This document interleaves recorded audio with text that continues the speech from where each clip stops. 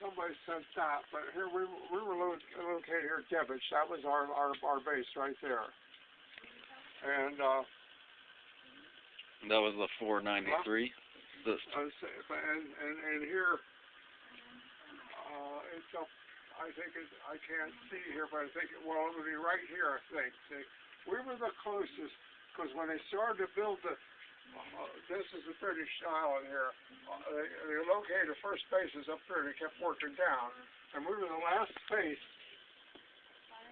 of the 8th Air Force. And I and 6 other people formed the whole thing. And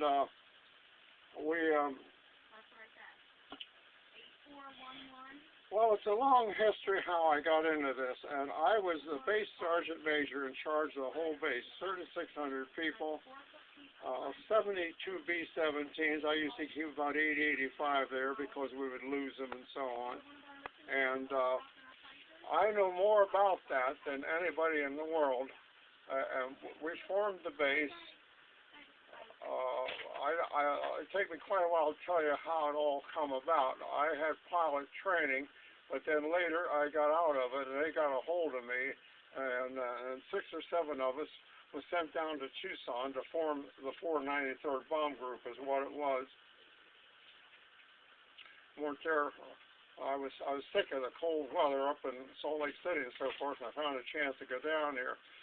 Got down there 3 or 4 weeks, and they moved us up to McCook, Nebraska, where it was cold again. It was typical where we formed it, and when we formed it, I think it was May, and then we were sent overseas with all of our airplanes and everything else left out of Boston, and then, in fact, I was in the military 5 years.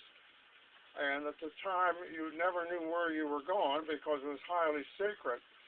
And the only thing I knew is when they said you're going over the port of Boston there, then we were heading across the Atlantic, see. And so when we got across the Atlantic after 3 weeks, I went on a ship over there. We flew our bombers across. We landed, I forget where, up in about the middle of England here. I'd have to look at. But anyhow, only thing I called down and I asked them where we were. Then I knew where we were going in England, and then it took us 2 days to move the personnel down there. We're onto the base there at Debach is what it was. And do you know much about the 493rd Bomb Group? I know just a little bit of what you told me, and I know you're leading up to Axis Annie, which is I have. Up there somewhere is the yearbook, or about the 493rd up there. But it is on TV now. Have you seen the article on it? Okay. What you want to look for is Hellions, because we had a commanding officer's name, it was Colonel Helton. Bravest man I've ever seen in my life.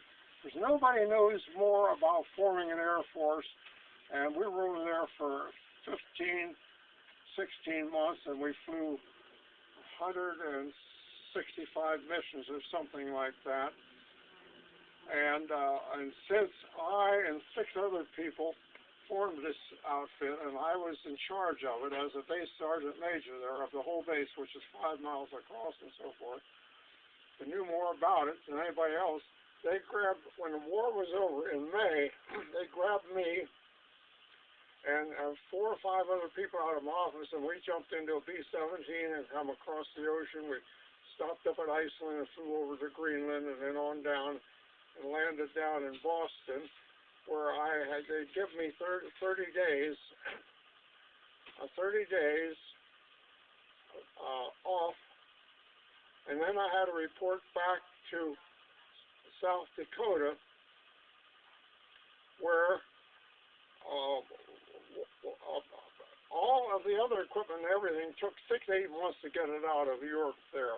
But they grabbed me and 6 other people and sent me back and sent me out to South Dakota and then said, now you form another airbase group. That's a whole airbase group.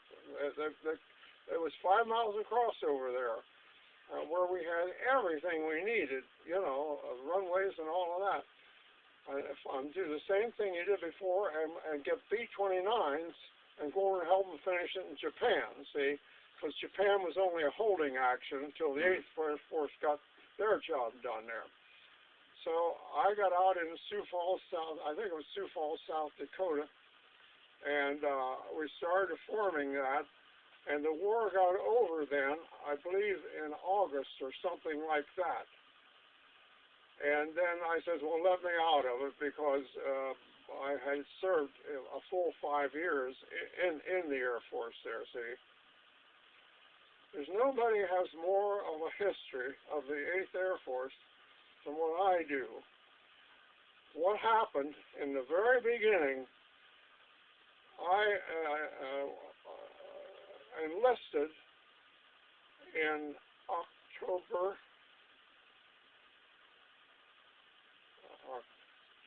So I enlisted in October of 1940 and was sent down to Langley Field, Virginia, where that was the head. That was long before the war started, and that was and assigned to the 1st Air Base Group for this reason. When I applied to Gwynn to fill out all of the information, they found out that I had a terrific background when I graduated from high school of shorthand and typing and so on. I was a high-speed typist, 85 words a minute, and graduated at the top of my class in high school. And what they were looking for is people that had clerical experience to form organizations, you see.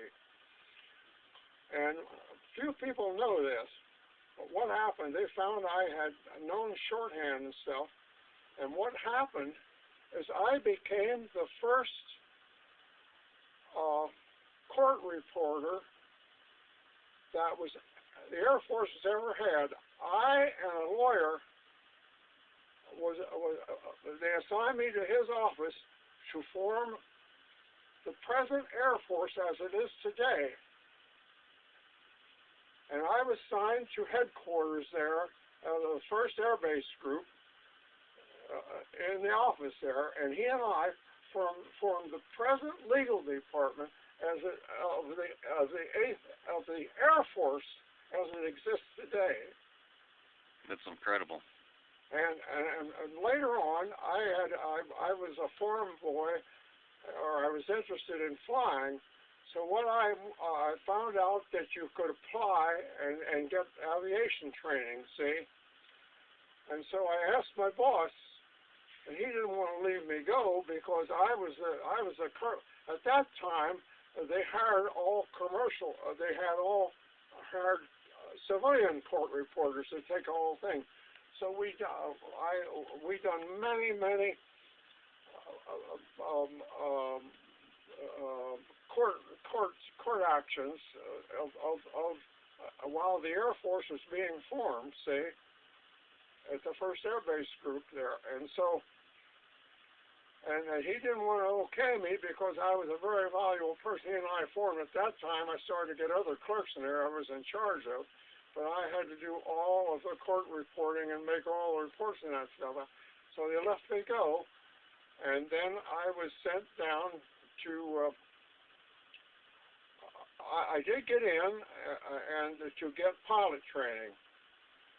And so